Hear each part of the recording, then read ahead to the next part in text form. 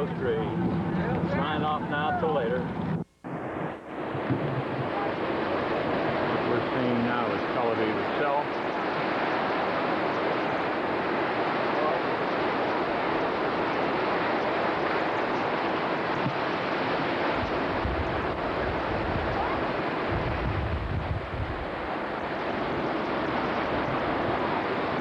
I think the first battery I had in there died. Really? Well, I had charged it 2 days ago. Huh. What do you want to do? One here.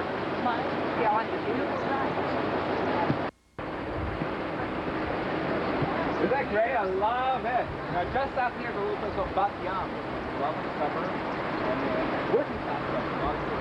Big Anna's corner, Tel Aviv, from Jaffa. Oh, the swimmers have been out in the pool. I saw them. I was thinking about it. Hi. Say something to Bill, quickly. Hello, Bill. Oh, come on, say more than that to Bill Burke. This is Jaffa. 4,000 years of history right before your eyes and a beautiful ocean. Cold but beautiful. And they thought they had them all surrounded. The aliens have come in from Pittsburgh, I think.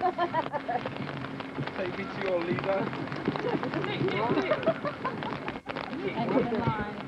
Okay, let's get this show on the road because it's wet. What you can see here in front of us, we are now standing on an actual gun position, on a tent position that was built by the defenders of Kibbutz Yad Mordechai against the battalion of Egyptian soldiers, which you can see here. Approximately 150 exact numbers. We'll get on the bus with 100, and we'll do it in the bus so you can hear what's going on in the bus. So those of you who don't want to get too wet, take your photographs, go down to the bus, and we'll get the show on the bus.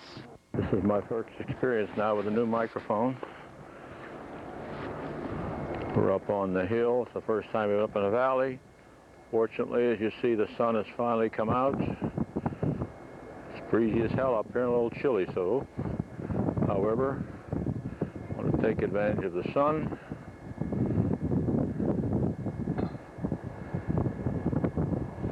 And if you can read Hebrew, you're in good shape. This is called Neve Shalom or Wahdat al-Salam, which is a peace village sort of thing. It's a cold. It is. However, we shall overcome. And they dream to have their village and Inside. Good. That's glad you're talking fast.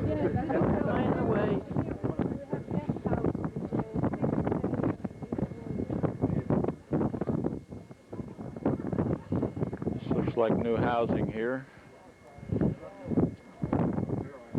Even got a car. Not like Arizona, not like Squirrel Hill, but very lovely view. It's windy as hell up here. And it's chilly. I'd say it's about 40 degree-ish. The sun has finally come out. Thank goodness.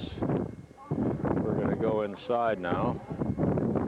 Get some more of the motley crowd I'm with. Oh, there's Big Mama. And she's walking along. There's our driver. Smiley, I call him. Lucky, he's very lucky. She should talk about me not smiling. Mike.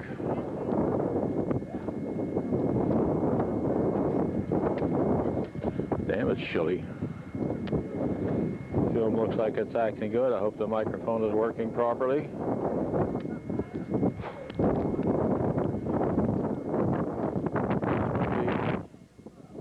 It is chilly.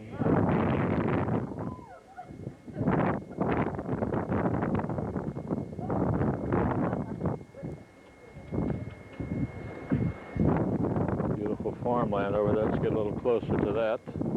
How's that? Beautiful farmland, especially with the sun on it. Looks a lot better. That's as much as my zoom will zoom.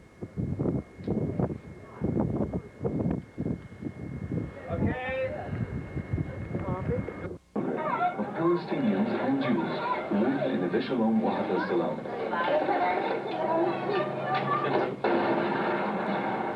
It may be the only place in the world where people involved in an ongoing war have to. Both sides want their children to grow up in an environment where they can learn to respect each other's unique identity and culture.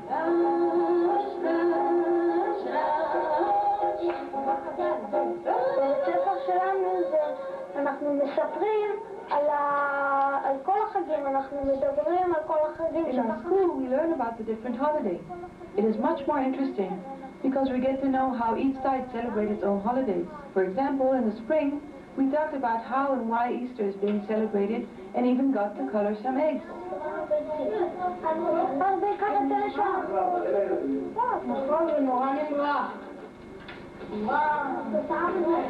من ناحية ديانات كمان من ناحية ديانة أو من ناحية أعياد كمان بيعرفوا إنه هذا العيد مثلا في عيد. From a cultural point of view, the children know which holiday is being celebrated by the Christians, the Jews, or the Muslims. For instance, in the Ramadan, both the Jews and Christians know they don't need to fast as the Muslims do, but they all talk about it and do something together, like preparing a meal.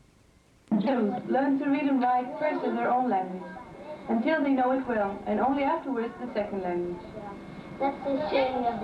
משהו מיוחד בבית הספר שלנו, חוץ מהחגים והשפות, What's nice about our school, besides the two languages and the many holidays, is that each student gets to study at his own rate and level, according to his knowledge and his learning abilities.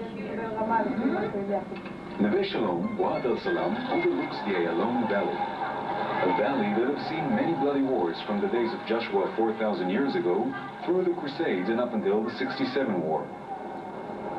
Neve Shalom is a biblical name which means an oasis of peace. It was founded in 1972 by Father Buna Hussar and Anne Leminienne. הרעיון המקורי של נווה שלום זה הרעיון של לחרוס מחיצות בין בני אדם. The original idea of Neve Shalom Wahad Salam was to destroy the barriers between the different groups of people who live in this country and to build instead bridges of understanding, bridges of recognition, even in a spiritual way. זה היה הארמון שלי, בו גרתי 4 שנים, היה די קשה, גרנו בליבה. This was my palace for the first 4 years. There was no running water, electricity, or roads. The first real progress was the construction of a concrete lavatory. It was donated to us by a Swiss family who saw that all we had was a hole in the ground. I came to Neve Shalom Wahad Salam with my husband, Wellesley Aaron, who was convinced that this community would be the first to build a peace academy to counterbalance all the war academies in the world. These young Palestinians and Jews who meet on the ground at the School for Peace learn to acquire non-violent tools in order to deal with the conflict.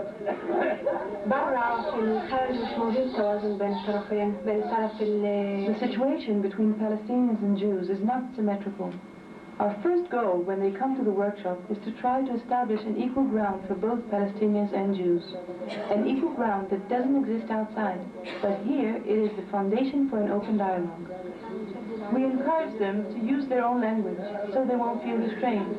We want them to feel free to talk about the conflict and to be able to listen to the other side and try to understand how they see it. Over 9,000 teenagers have participated so far in the School for Peace programs. They're carefully chosen by their own peers who rate them according to their social leadership abilities in both Arab and Jewish high schools. אני באתי לנווה שלום עם דעה שערבי הוא ערבי. I came to Neve Shalom with the notion that all Arabs are the same. But after sitting together with them in the classrooms and participating in the discussions, I got to know them as individuals. למדתי להכיר אותם יותר טוב. גילינו דברים We learned about them that up until the meeting we just didn't understand. We found that both the Arabs and the Jews have a common denominator as human beings. For me, it is not just that they are human beings. They are my friends too. I do have friends there, but they are also my enemies. It is a very complicated situation. I really wanted them to understand how I feel about it. I think that there should be a rightful peace between the two people. That we should have two states, a Palestinian state and an Israeli state. Neve Shalom Wahad al-Salam School for Peace staff consists of group facilitators with academic backgrounds who specialize in group processes and conflict management. Their work is closely monitored by Action Research, the conclusion of which are applied in order to improve the school's methods. بحب أحكي عن وحدة السلام، كان حلو كتير فيها، بس النقاشات كانت حازمة. It was nice in Neve Shalom Wahad al-Salam, but the reality outside is different and it can be difficult to deal with. I think that it's great that the School for Peace continues with these activities. But it's not enough, because not enough Jews get to listen and understand our needs and rights. While the situation outside is getting worse and worse, it must be stopped. هذا الشيء كتير سعيد عشان هيك أنا بفكر وحدة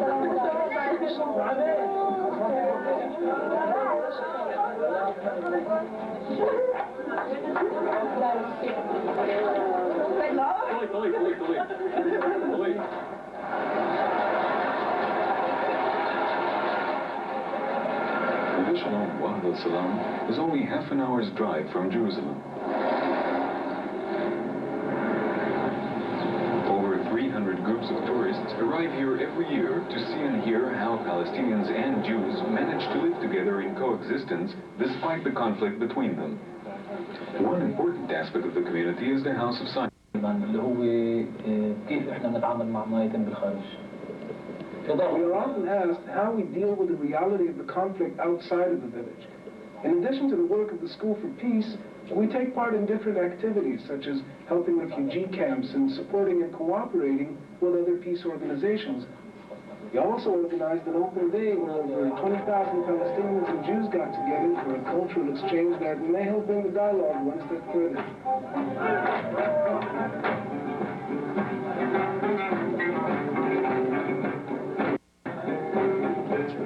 I see it as a very brave experiment.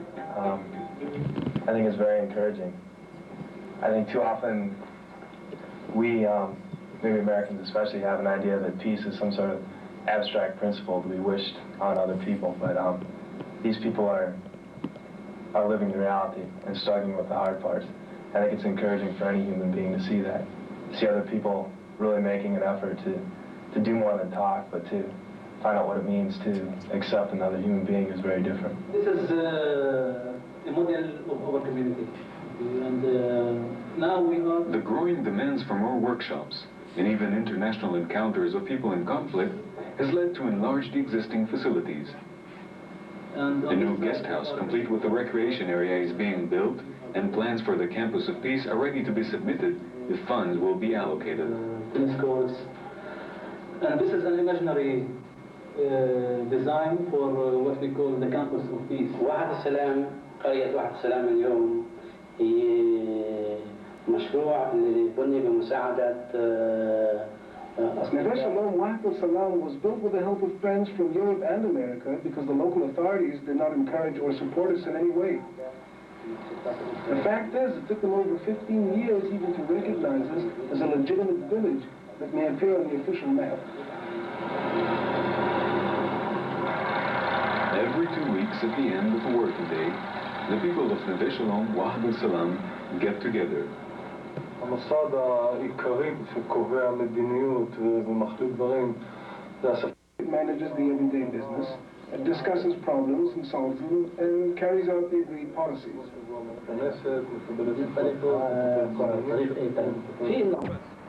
As you know, communication of essence. First you have a large empire. Don't forget the British of the Common Era, when we have the whole crucifixion stories we read about in the New Testament. This actually was found, it was face down. This is not the original, it's a copy. The original is in the Israel Museum. And it was found here during the excavation.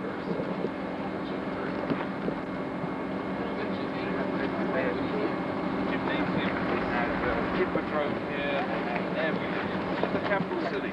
Now the city, let's go, before we go into the theatre, I want to see You're taking my... Why not?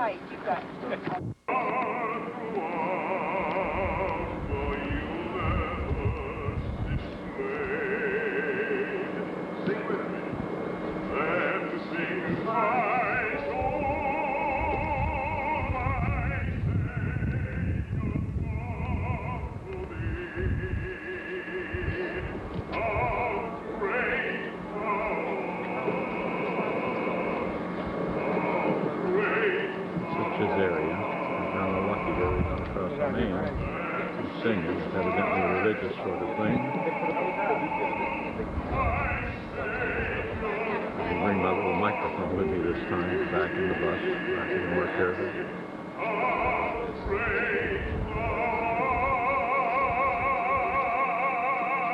Back here that's showing.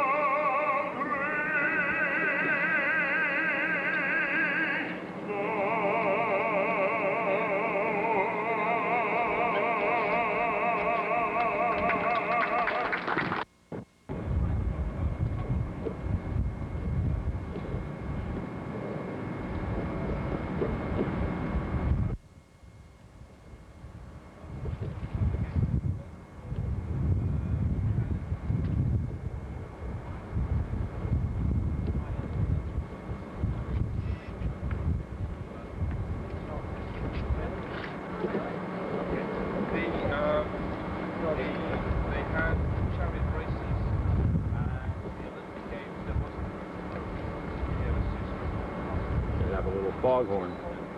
You can't hear him.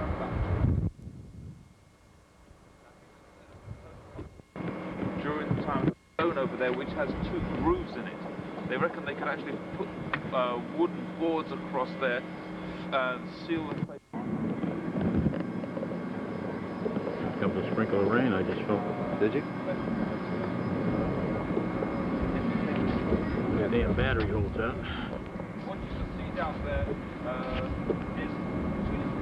This is down at the floor of the Coliseum now, so to speak, Coliseum, it's this area. Got a more before there goes.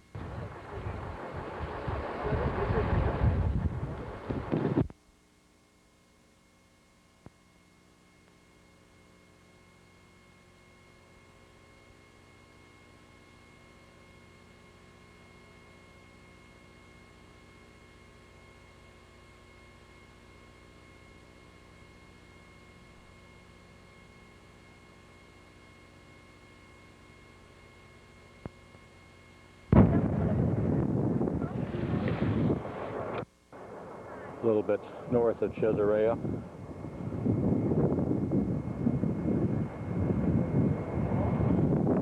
Quite a big aqueduct. Sun is coming out a little bit. Would you believe it? All right, I may have had some pictures inadvertently. Forgot to turn it off. But anyway, here's the Mediterranean Sea. Old Safian standing to my left. Taking good pictures. Taking lousy pictures while I take the good ones. I want to get the rabbi about now so he can give me my message to Bill Burke. Wally. Sunshine, my God. We're going again. You tell me when you're ready. Here's a message for Rabbi Burke.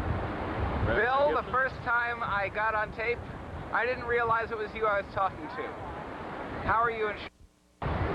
Bill, it's been a long time since I've seen you. I remember our tennis games in Cincinnati and you popping that 15-foot jumper over my head as automatic as anything I've ever seen. And I'm here with your friends and my congregants, and we're all having a good time on the beach of Caesarea, and I wish you were here. I really miss you, Bill, and I hope that you're in Montreal for the CCAR, and if you are, I'll see you then. Until the next time the camera comes out, adios, amigo.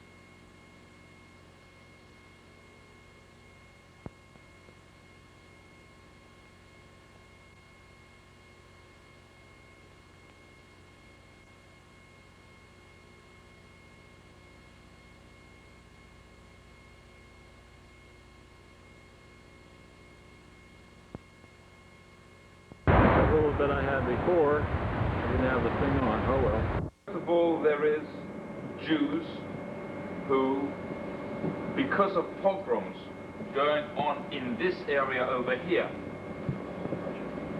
Eastern Europe, what's called Eastern Europe, Russia, the Pale of the settlements up in further to the north as well. Around about the 1860s, decide that because of pogroms, the time has come to leave the old country and make a new start. Many of them got on the boats in Odessa and made their way, some to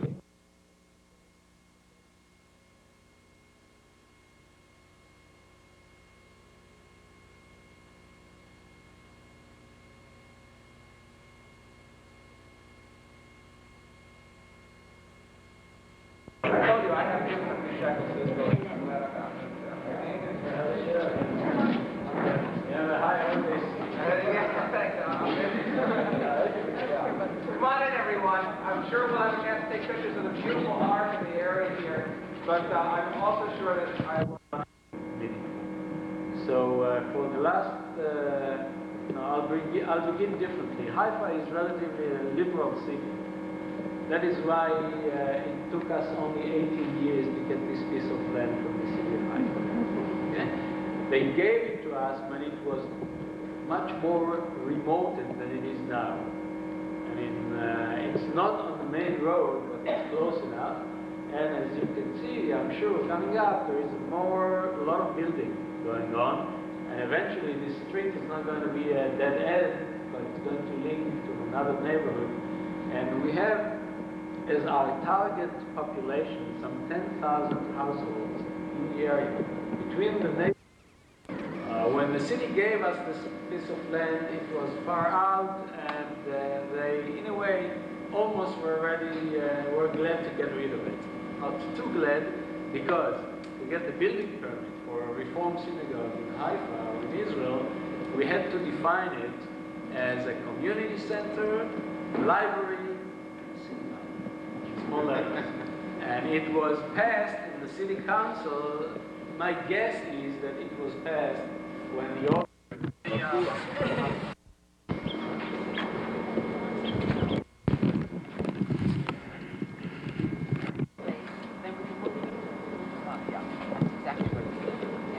This is the clubhouse that our high schoolers use.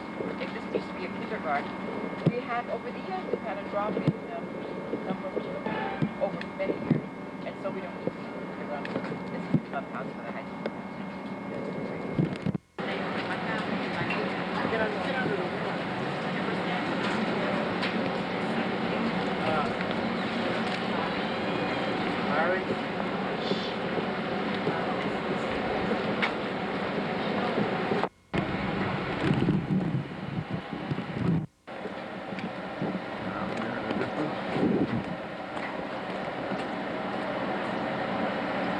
Snow on the peak.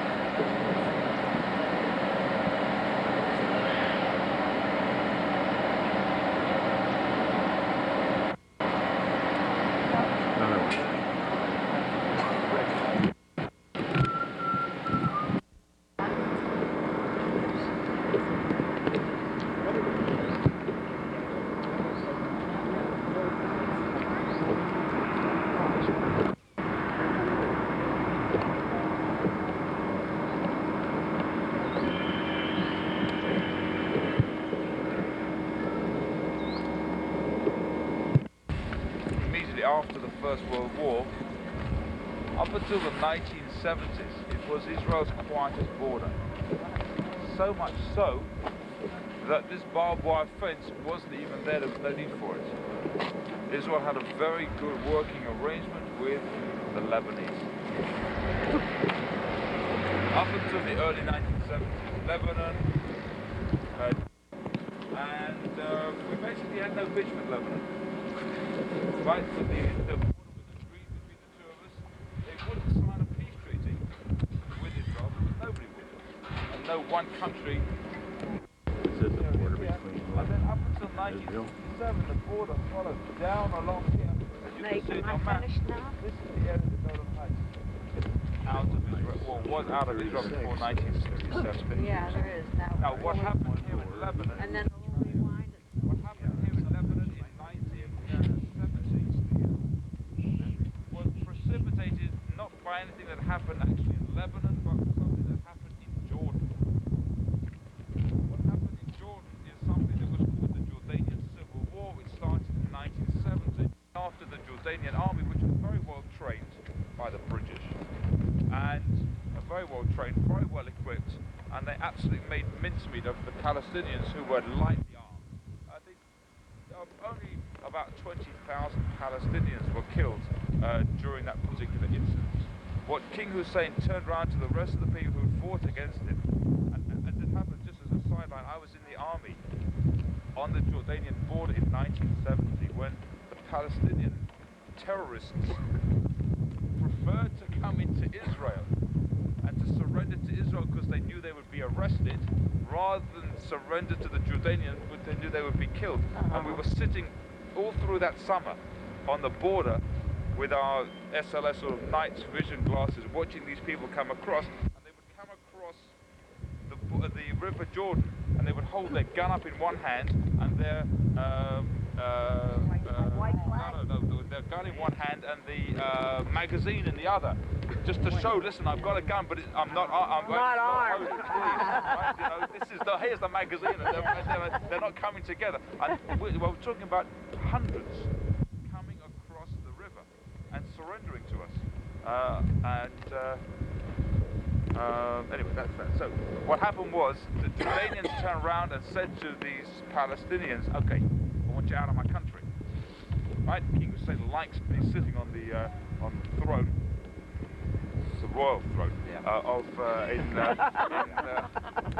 in Jordan. I mean, so he wasn't in any way going to share power with these Palestinians. He basically sent them out of his country. He said, "You go, just get out." And they were allowed passage through Syria, which also didn't want to know about them, and ended up in Lebanon. Now, the reason Lebanon accepted them is not because they wanted to, because they had to. They had no means of preventing these Palestinians from coming in. There was no army, there's no real organized army. There was a police force with no real organized army. And up until 1970, the quietest, certainly the country with the highest productive national per capita income was Lebanon. Well, I'm not talking about oil income, but like places like Kuwait, all that stuff comes out.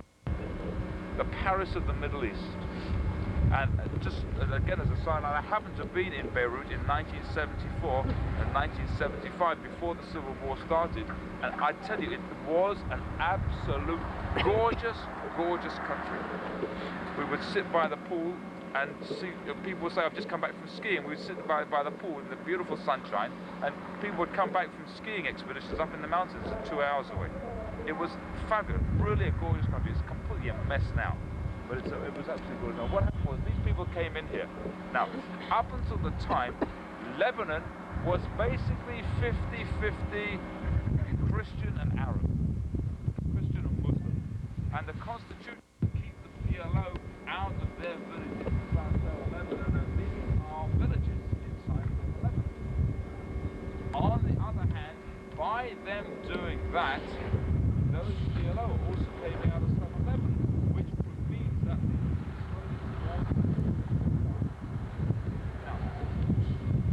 because the PLO has no shortage of money, and they basically get the money very. We're still at the border, facing these mountains. It's not there. It's chilly up there this morning.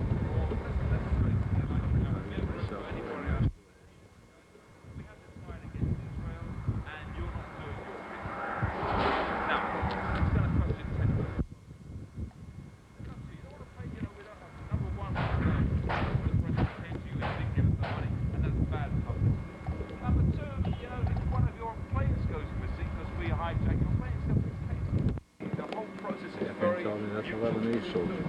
No, those are Israelis. That's what I say. I can't figure out. He's wrong as usual. Israel supplies Well, Lebanon. who's up in the watchtower then? No, that's Israeli. This is an Israeli During camp.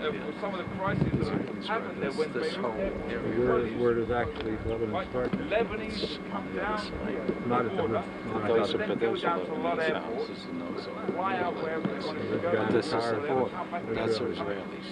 But it's easier than trying to get out any other way. I thought so. He said no.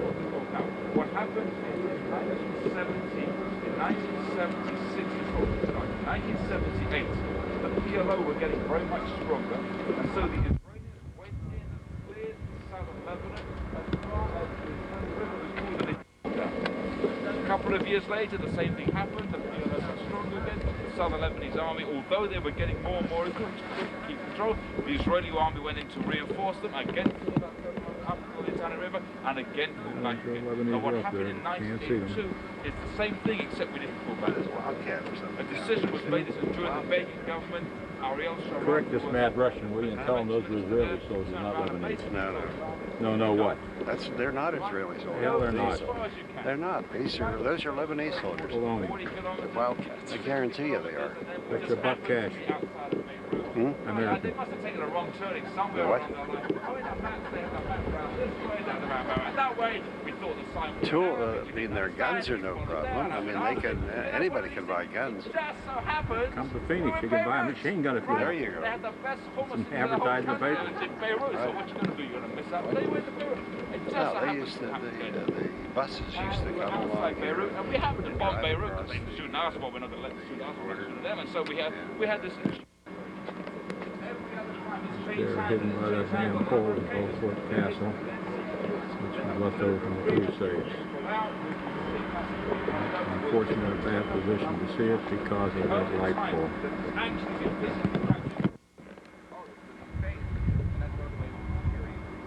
I'm confused. Are these Israeli soldiers we're seeing there? Yes. These are Israeli soldiers.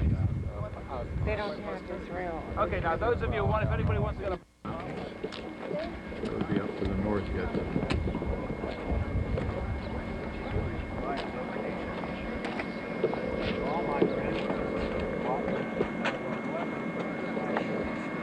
Very impressive.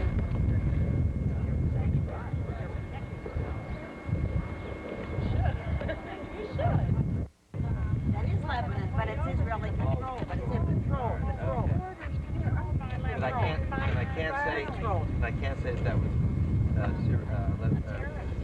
Lebanese soldiers.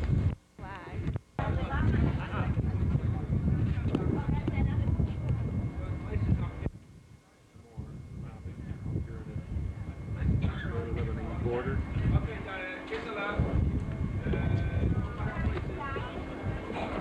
What's this called, Alan? Sakharov.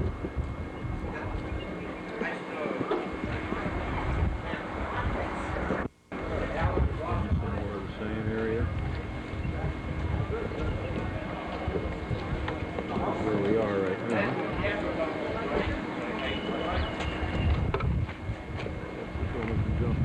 Jumping around.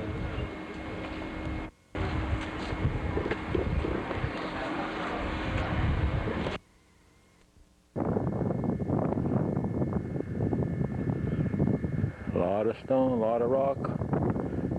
Possessed them to come up here. Of course, they were supposed to guard the whole valley. Moats. Very little water in it now. I guess there's nobody peeing around here now. That's why it's so low on water. Here comes two of the old Crusaders now walking past.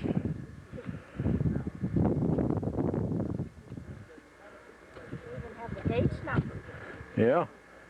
They're not going through the wrong daycare kids. More of the moats. Well, I guess I better join up with the rest of the people.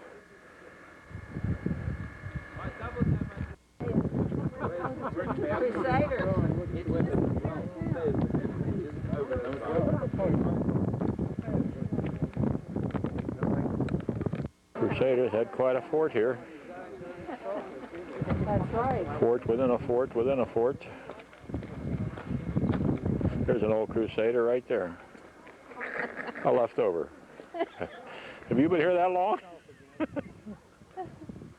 gonna let him call you that, Mary?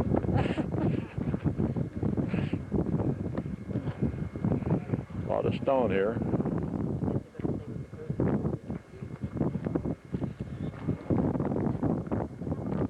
Area. In and out all the way, roundabouts.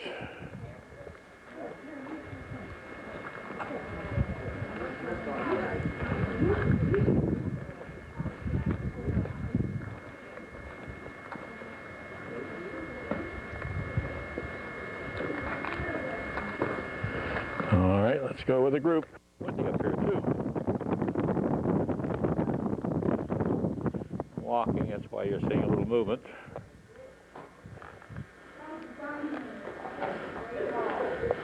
Like sturdy walls. You wonder how anyone could ever pierce this thing. It appears that they did. Some more. Every gate will lead to something. Of course, now we have names on them. What they assumed they were in the old days. We are at the battlements, I think is what they call them in the movies. Almost directly in front of us, it looks like a park. Yeah. It's not.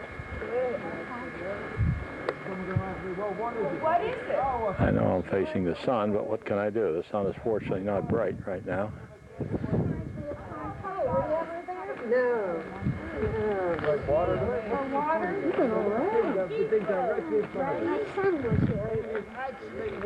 More of the same. No, it's the IPC.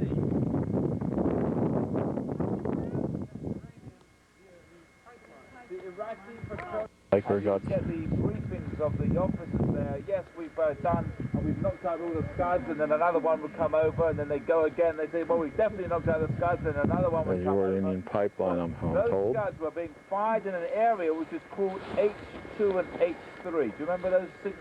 Oh no, the H stands for Haifa. When the British built the pipeline, which is during the 1930s, the late 20s, no, 1930s, the Britain was going through great problems. They didn't have enough soldiers. Also, I don't know if you can hear this explanation.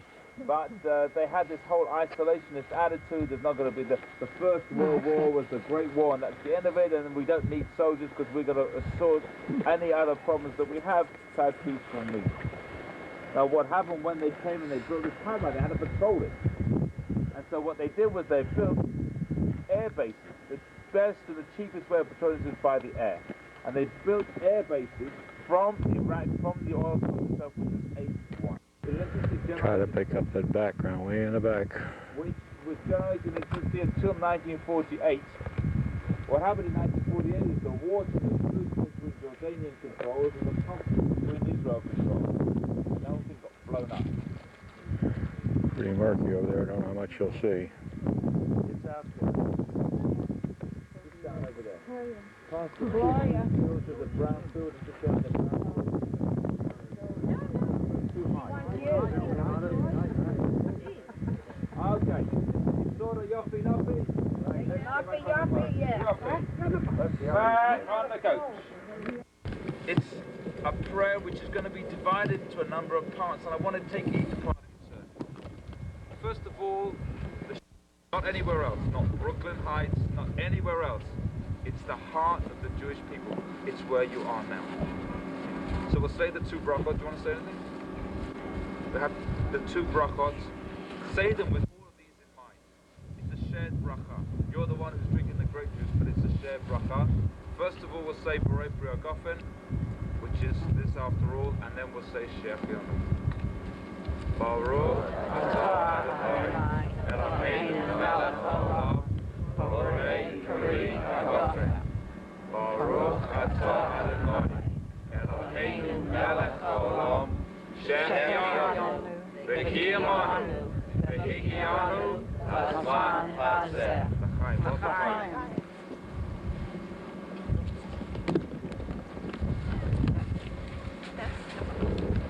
All I would say is Shalom L'chaim.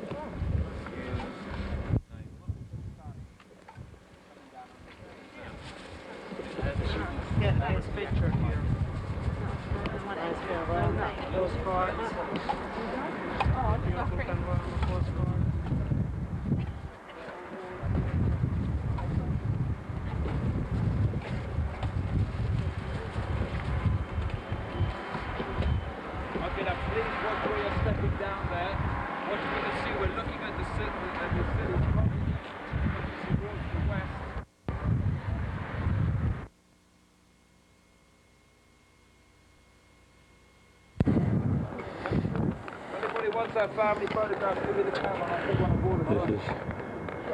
This is Jerusalem. I guess I dropped the camera down again as I was putting the microphone in.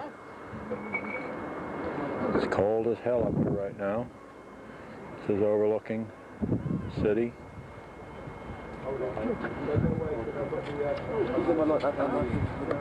Right.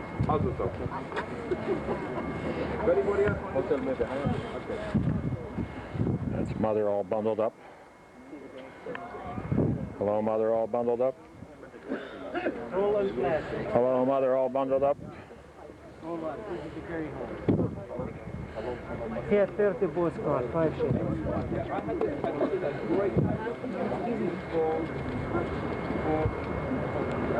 Who's collecting them? The bag right there.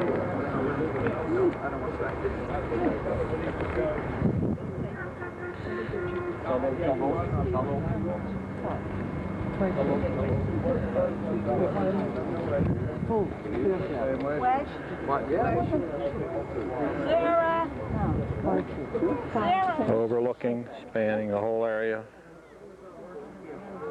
Anybody else? Okay, now listen, kids, when you've done that, it's already 10 to 4. We've got to get back on the bus and make it snappy, otherwise we're not going to get to Hot Air.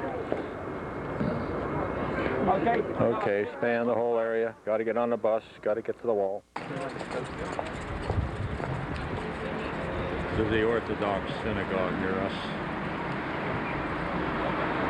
Looks like the services have just let out. It's about 11:30 Saturday morning.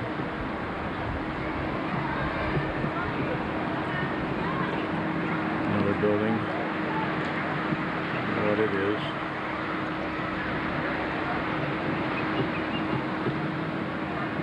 There's some tourists.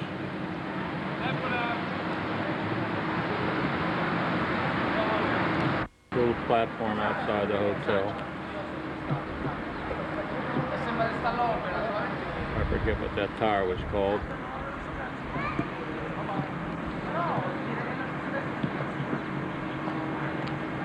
There's a beggar buried over there on the Mount of Olives. If you want to be buried there, about 50 grand today to buy a plot. It's rapidly filling up. Over there, the tombstone. See the tombstone? Now here to the right-hand side, we can see some of the side of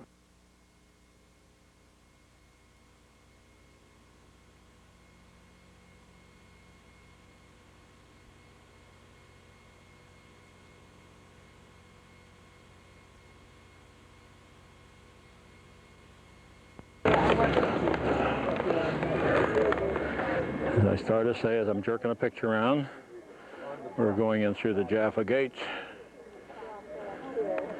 I still don't have the right coordination of turning this thing off and on with the microphone. Okay. What we're overlooking now is temple. It's not a temple wall, which acted as the western side of the Temple Mount enclosure. The temple itself was inside that wall. Now the reason it became important This is the outer side of the western wall. is that of all the remains that were built at the time of the Second Temple, the only remains left by the Persians.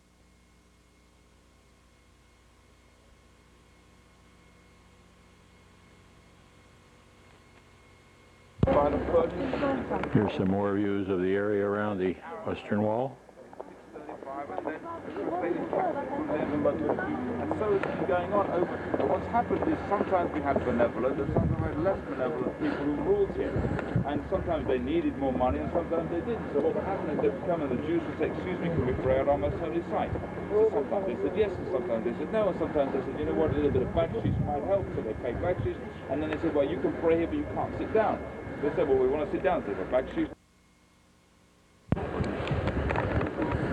No Jews are allowed here at all. Now, at the time of the armistice agreement between the Israelis and the Palestinians of 1949, free of access of religious... Mount of Olives, I just found out.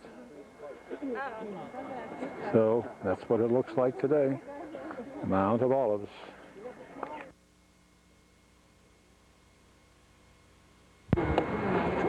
And so his better way was to believe God. And he came along, God said to Abraham, take your son Isaac and go and sacrifice him. And Abraham said, right, oh God, I'm off.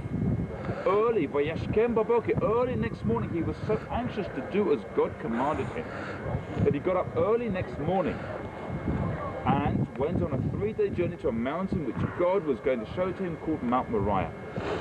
And there he was just about to give a very close shave. In fact, the whole story, it's such a beautiful story, one of the most beautiful stories in the Bible. This is Dome of the Rocks. Right here is Dome of the Rock.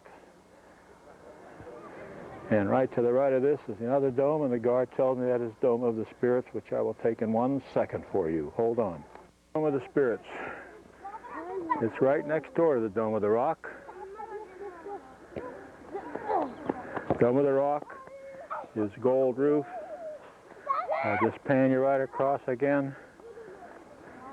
You see, there's Dome of the Rock.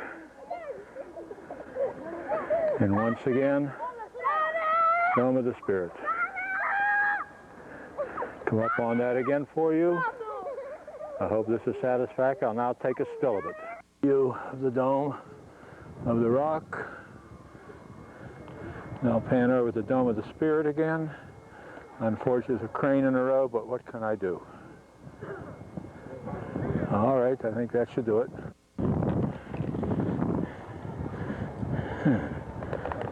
The Dome of the Rock. In fact, this is where people are going in. I don't choose to go in this time because I was at the mosque. That's taking off the shoes and hiding the cameras. I'll just skip it. Okay, good.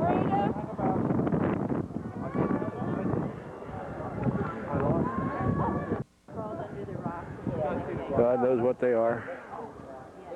This one's better than the other one. Don't hang about. Don't hang about. Sled, the first one I showed you, is obviously a model of the Dome of the Rock which you're using. And now I'm lost, but the guard had said to the right of the Dome of the Rock.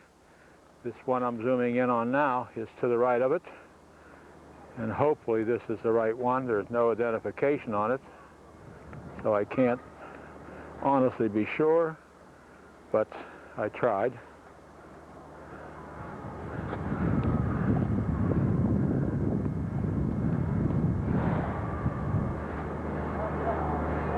This whole area is full of domes.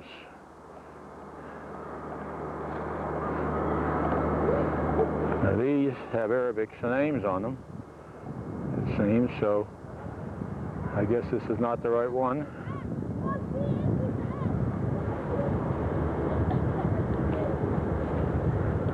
More, just to be sure that we get all the domes in. Again, I'm sorry, I can't get any other identification. From the way the guard told me, it would seem like this one over here is probably the Dome of the Spirits, since he said to the right of the Dome of the Rocks, and we were standing on the other side when he said it. Now we're in the back side.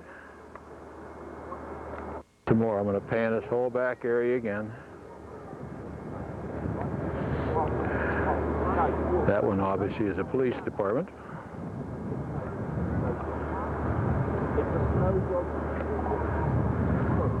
So I hope I've got it.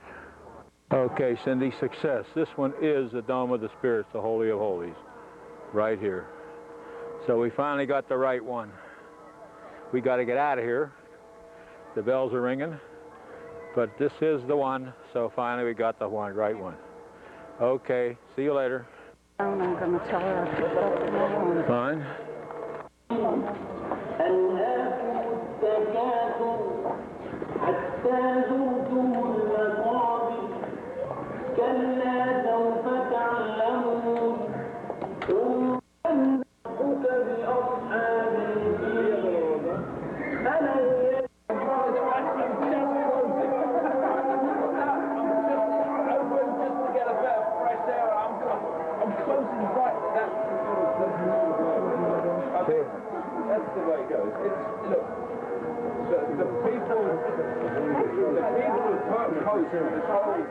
Intifada. It's really bizarre.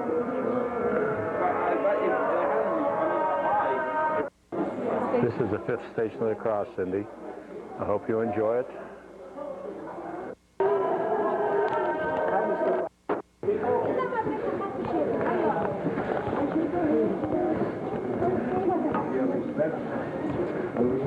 Bizarre right now. It's pretty bizarre if you want to know the truth.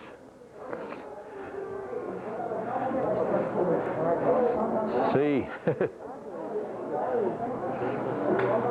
a lot of people out here. A lot of people. Huh? Church of the Sepulchre? I got a sneeze.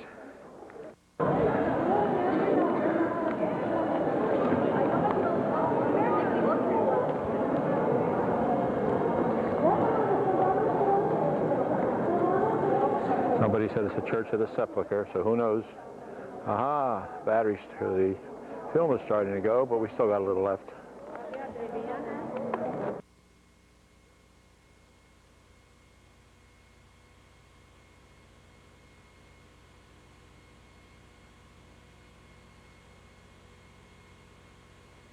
Your bag. I'll put them all together. There's this outer wall again. Get ready to get on the bus. So I just want to run my film out. It's almost over. Here's the group. Turned out to be a nice day.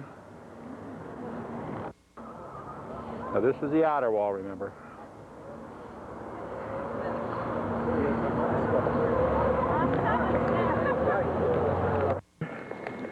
This is in Bethlehem. I don't know how good this picture is going to be. It's a little dark in here. But let's hope for the best. Let's hope for the best. Beautiful. We had to step through a doorway that was about 4 foot tall.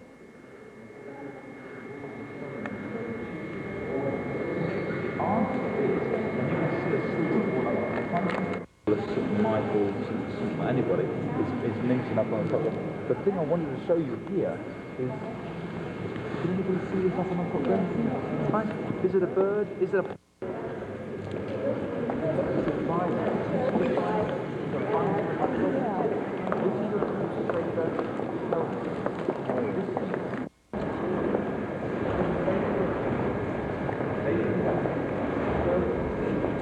This is in Bethlehem, Cindy. The church in Bethlehem. Again, this church we're in is the church of the Nativity. I didn't know the answer before, but I now have the answer.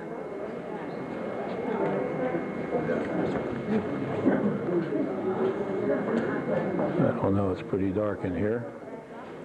I think I'm doing a lot more than I could. I'm sorry.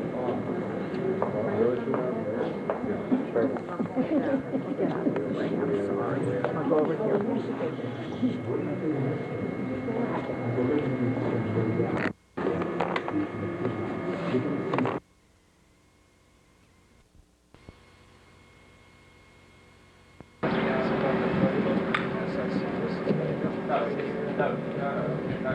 Okay, this is a later one, so the phrase is in fact more interesting. Now, what exactly is this Helios doing right in the phrase? This synagogue was built in the 5th and 6th century. Well, early one underneath probably 4th century, but who's top dog in the 5th and 6th century? This is. Right? We're talking about the time of the At that time, Byzantium comes in basically the beginning of the 5th period starts under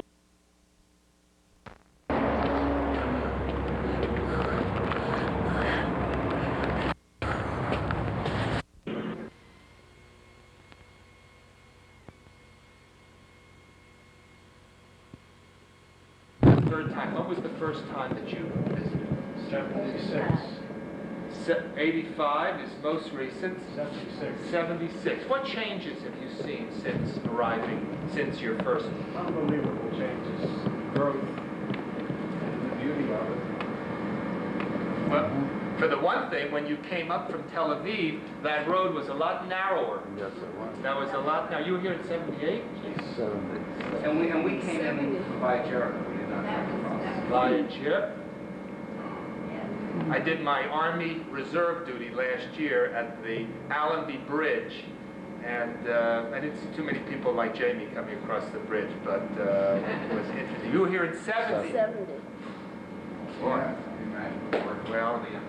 Well, that was something. We, as students, 1970 was the first year that the Hebrew Union College were. Right. Anyway, so Rachel is here as a cantorial student, and we also now have the education students. That's the college kind of in the intense focus that I see every day. But in addition, we have, and you may see some people look a little bit younger than those people you saw yesterday. These are our undergraduates. If you're familiar with the UAHC long-term program called the College Academic Year. And my secretary's son, John Winkle. I'll try to find him. He's on the program. See, we're making all the right connections today, friends. So you have from the cantorial program, and here... there's no place that more like tourism for Jewish geography. Bill, you wrote to me a couple of months ago. I know you're coming here with a group later on during the year, and we'll meet as we did before, and just come to the synagogue, have an aliyah, and we'll come out to the house and have something to eat again. And I'm sorry. How can we do without a basketball court? However, there are other needs that the Hebrew Union College has, because there are basketball courts Mike and I will attest to in other parts of the city, but we do have other needs, and being partners in what's going on, bringing students like Rachel and those that you saw yesterday and the other programs I mentioned, and you can find more out from Jamie about being benefactors, builders, and founders. And on our way out, if you take a look, I'm sure you'll see some names of those that will be familiar. Someone made a comment about the arches. Open space and water, I think, are some three of the 16th century. There she is. Rachel, There she is. We're back. You're a public asset. Let's get Rachel on all of the picture for her mommy. This is David Stock's daughter, right? A person of my own. Yes, you are. Yes, you are. And you're studying to become more of a... Studying to become a cancer. Are you all right? Hi.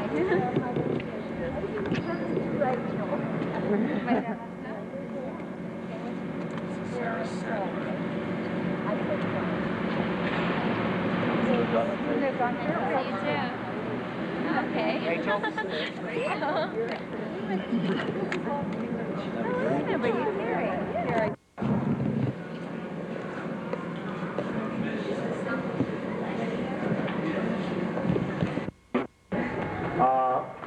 The fines, and only a small amount of the fines on display. There is a second floor area. We won't go up to the second floor.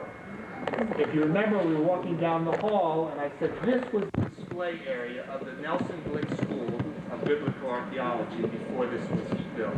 And if I can tell you that there is, the building next door is the Administrative and Research Center, an entire building for research, a few offices for administration, and the storage area, and given the size of the campus, there are other stores. Tel Dan. Pass by. Well, Tel Dan, and I only point out here on the map, Tel Dan, very close to the Lebanese border, and one of the chief cultic royal administrative centers. Museum courtyard, I guess you might as well say.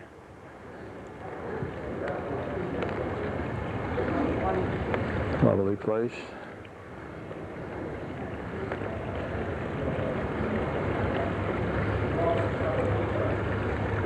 Another shot from the other direction.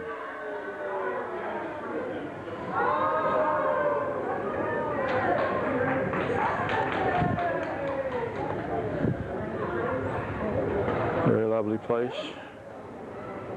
A fellow cameraman.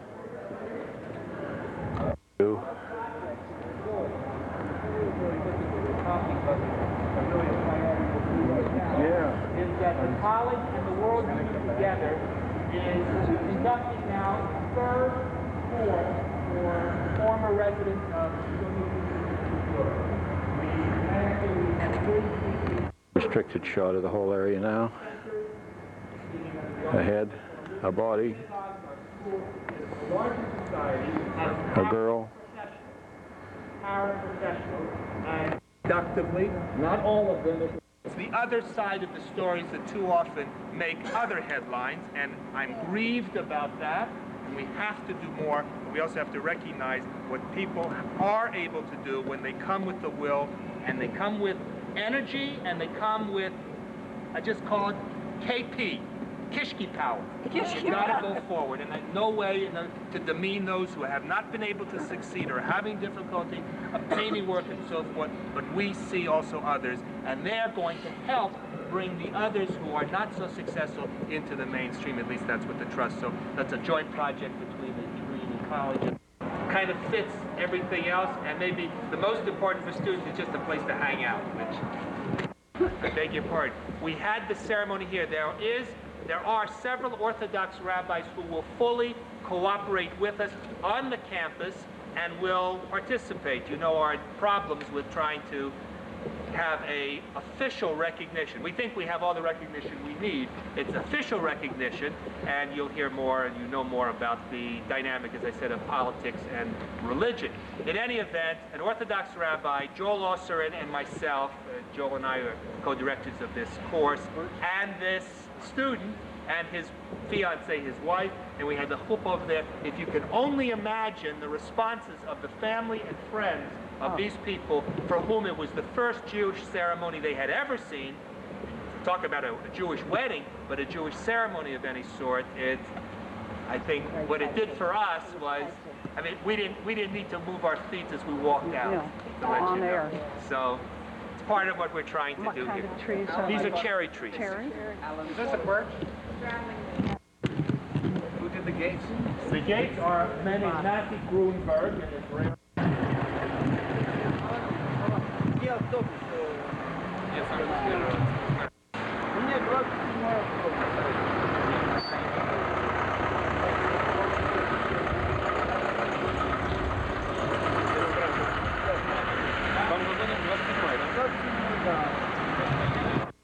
That's what it is. Europe, the Nazis are murdering tens of thousands of Jews. And today, nobody knows. What's the name of this place? What's the name of this place? Ban Yashem. Ban Yashem. This is a children's memorial. Children's memorial from the atrocities of the Holocaust. Bunch of Nazi thugs that were murdering hundreds of thousands of Jews every day. Some real Israeli soldier girls.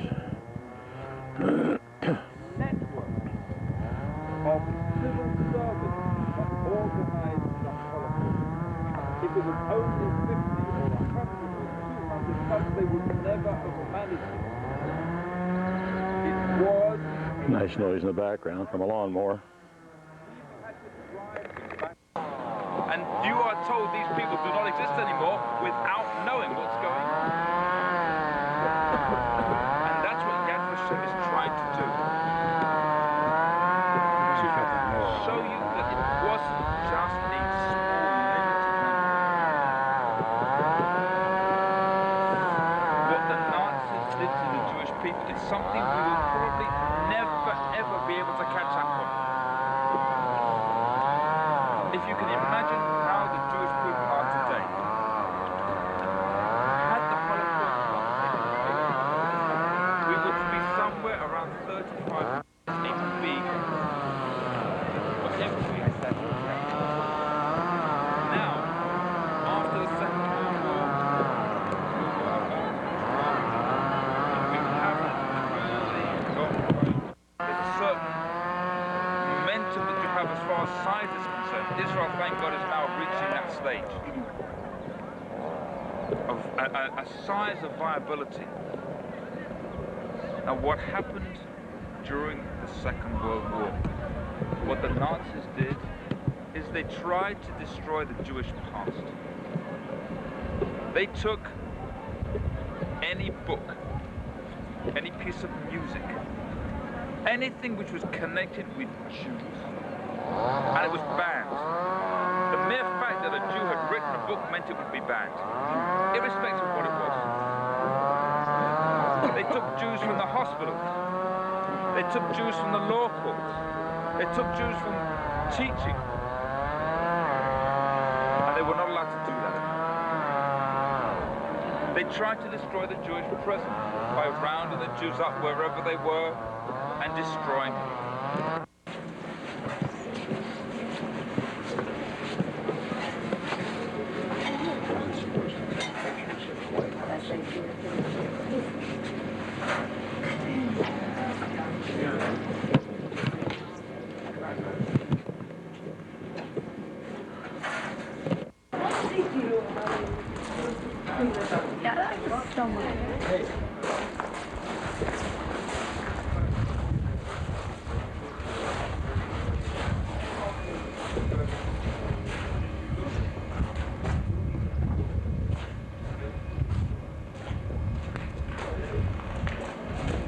Second and third cousins. Now that's very close. And yet when we come out here, you can take a sort of cleansing breath and look out over Jerusalem.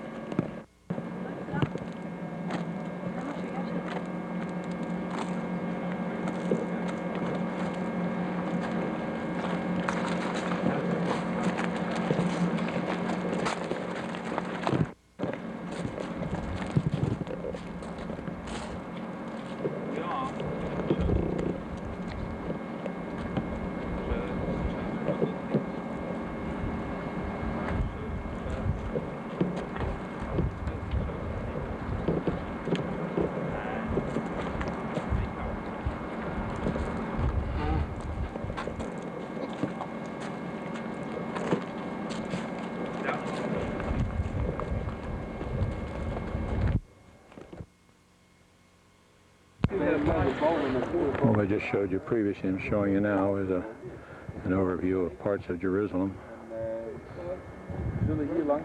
Forgot to plug in the microphone before. You'll forgive my age for that.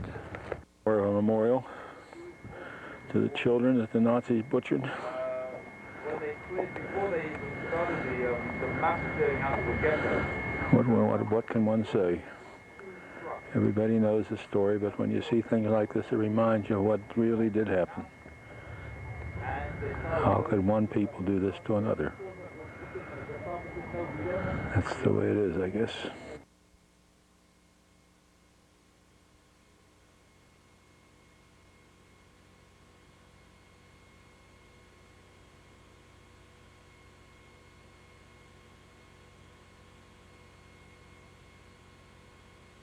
Inside the Historical Museum, all in this same whole area. We're going to be going inside, getting towards the sun, so I'll back off. Catch up with you later. I'm always the last one. This is a mural inside the museum. I hope it shows up. It's showing kind of low on the light, but let us hope for the best again.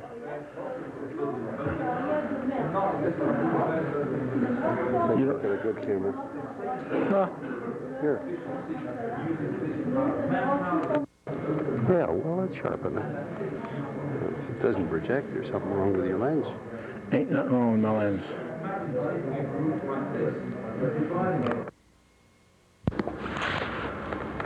More pictures on the memorial site. We just came in through a whole series of old pictures, live pictures taken by various people, mostly Germans, of course, in the ghettos, and the filth, and a little history of the Jews in the ghettos. In Poland, of course, took the worst beating in the concentration camps. What can one say? We know it happened. We know the world didn't give a damn. And in America, we're thrice blessed Yes, there's anti-Semitism in America. As long as you got three guys, there'll be one that's anti-Semitic. But at least we're left alone, mostly. Of course, they have the skinheads. If I ever see one, I'll certainly skin his head. But the world will go on. It'll never change. For the view of Jerusalem from this museum, I'll guarantee I'm taking better pictures than Safian, the amateur. I'm going to go sit down there. Trees have been planted in various stages by our contributions. There's another group down there. This group's running all over the area.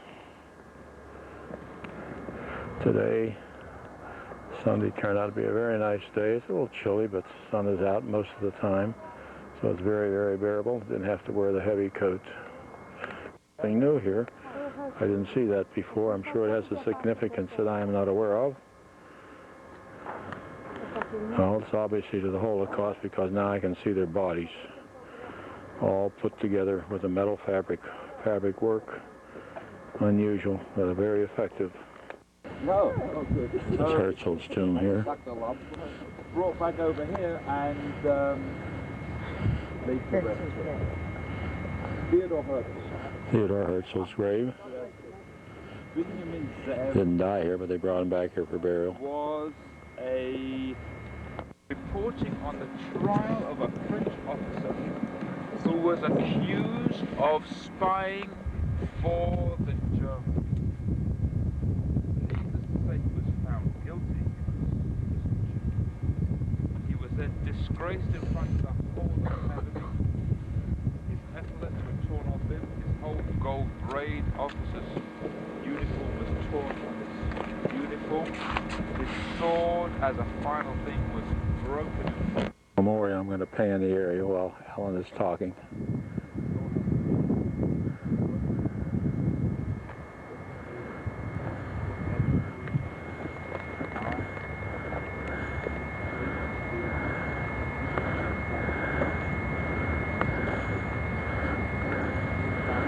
Facing east now because the sun's behind me, actually off to my left arm.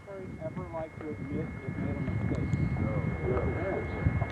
Because finding Dreyfus guilty was only half the chance. The right person guilty, then the Jews would turn around and say, you see, we really are French. We didn't spy, although we could have done. And who did spy? A Gad called Esterhazy, who was French, although not a French. He was a Frenchman. See, so it's not just, it's a double, in fact, a triple catch of not finding Dreyfus innocent. It wasn't just a dream. If you will it, then it can be. He turned round and organized the Jew into one. He's the one that set up the first Jewish Zionist Congress in Basel in 1896. He is the one that set that ball, the political ball rolling. Now he died a very young man. He was 44 when he died. He had a congenital heart disease, right? But in other words, he would have sat down and gone to the bars and relaxed and everything else. But he had this whole thing about, I am going to get this. And he went and he saw the Kaiser Wilhelm II. Towards the cemetery proper for the heroes of the Jewish state. They basically have the choice. If there's a whole committee that chooses the people that can get buried up here. We have a couple of past presidents here. Zalman and his Shazar is up over here. Most of our ex-presidents are still alive.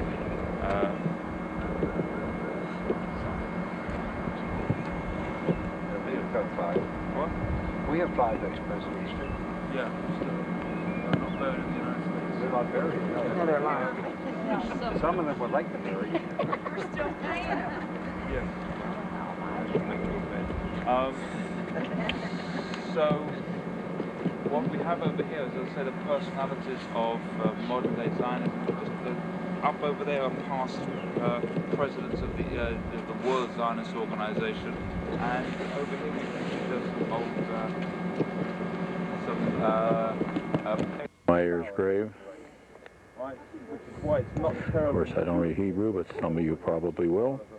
Although now it's unfortunately becoming popular, especially here in Oklahoma. Anyway, so what they do is they put a stone on the grave. Here we can see Levi Eshkol. This is our mighty leader doing his dissertation as usual.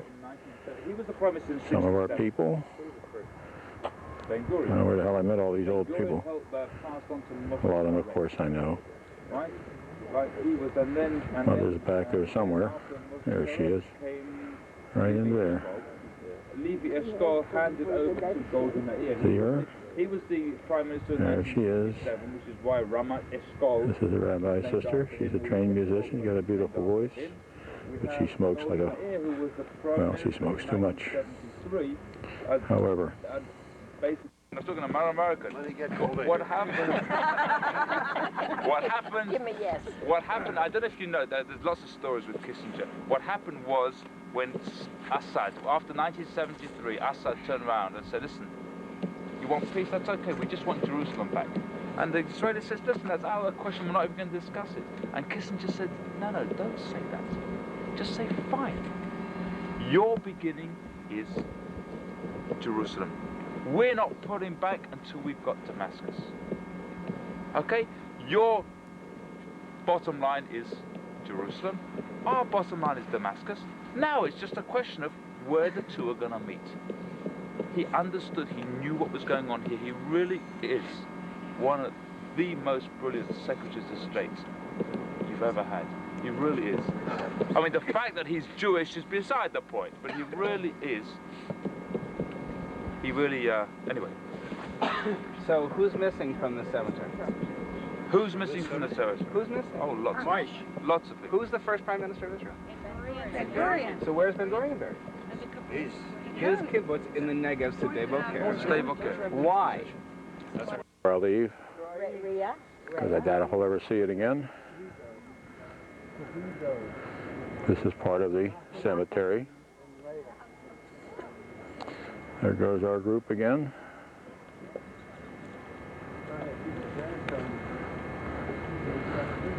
So I better hurry up and catch them. Cemetery itself, a lot of the heroes, of course, I don't know who they are, but a military cemetery is a military cemetery, no matter what country.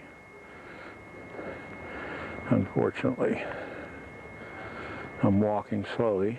That's why the camera's moving a little.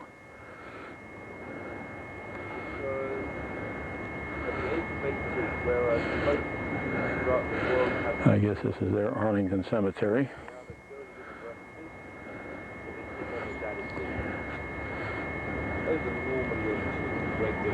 There goes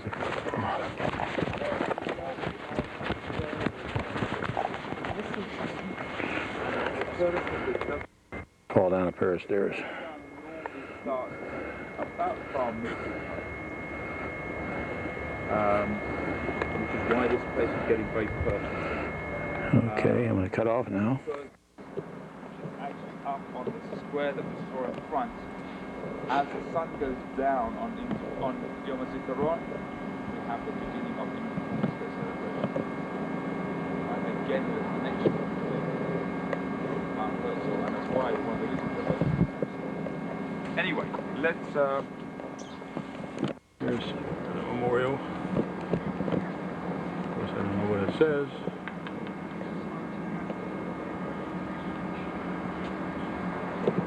.45.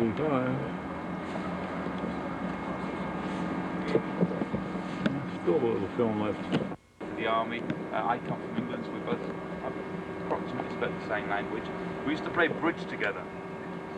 And I must tell you, the person who had the least card sense in the world was Judah. He had not a clue but because we understood each other, and he used to start whistling.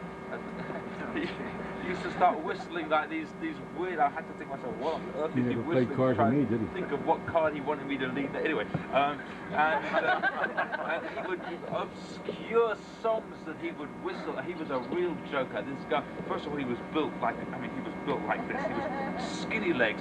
From here upwards, he was swimming. These Australians, they all go out swimming, right? And against the surf at the Bondi Beach. You know, this guy was really built, very broad, and couldn't play bicycle. He was a marksman. Really knew how to shoot. In fact, he won a lot of medals for shooting in the army. And in 1973, he was on the Swiss and he was engaged. And in 1973, he was still in the army. One of the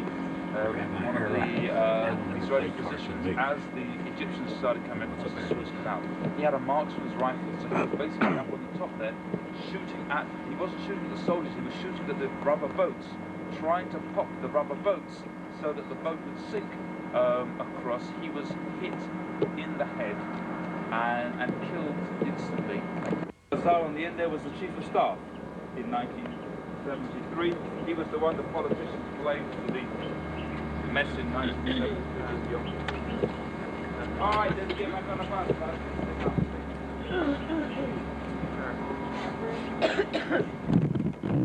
Netanyahu's grave, that's the only victim at the Entebbe raid. He was killed rescuing the Israeli hostages at Entebbe.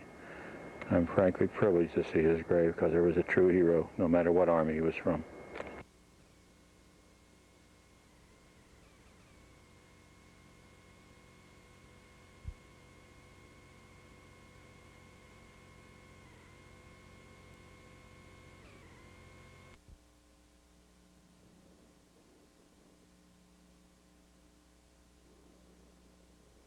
Pop the rubber boats so that the boat would sink across. He was hit in the head and killed instantly. So in the end there was the Chief of Staff in 1973. He was the one the politicians blamed for the mess in 1973. All right, let's get back on the bus.